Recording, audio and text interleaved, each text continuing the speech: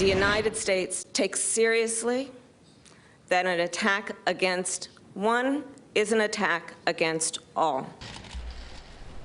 Off the top at noon, showing support and solidarity against Russia. Vice President Kamala Harris is in Poland, where she met with leaders to discuss plans to defend NATO. The humanitarian crisis on full display here. A train station in Poland packed with thousands of Ukrainians who crossed the border.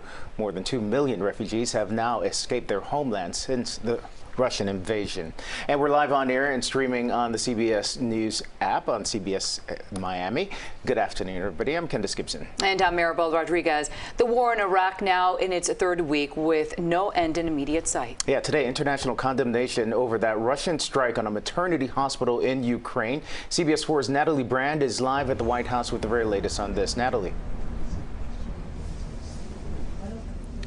And Candace, Maribel, while in Poland, Vice President Kamala Harris expressed support for the international calls for an investigation into war crimes by Russia. Meanwhile, Ukraine's foreign minister met with his Russian counterpart in the first high-level talks since the invasion began, but no agreements were reached. Russia and Ukraine met for peace talks Thursday morning in Turkey, but the discussion ended without a breakthrough. They seek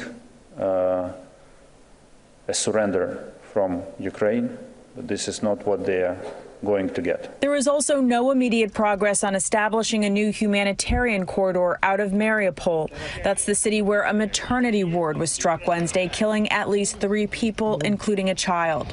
Vice President Kamala Harris, while in Poland, called it a war crime. Any intentional attack on innocent civilians is a violation. The World Health Organization says it's not the first time Russia has hit a healthcare facility. WHO has verified 18 attacks on health facilities, health workers and ambulances, including 10 deaths and 16 injuries. U.S. officials are concerned Russia could use chemical or biological weapons in Ukraine or create a false flag operation accusing the West of using them. We have seen one of their playbooks is to accuse the other that which you are doing or which you plan to do. A senior defense official tells CBS News Russia could encircle the capital of Kyiv in another 1 to 2 weeks if it's able to grind through significant Ukrainian resistance. Ukraine is strong. Ukraine is fighting.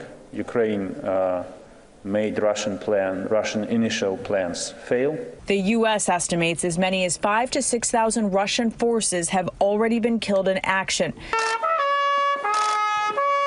in addition to an estimated thousands of Ukrainian soldiers and civilians. Now, late last night over on Capitol Hill, the House passed a major spending bill that includes $13.6 billion in assistance for Ukraine. That's security, humanitarian, and economic aid.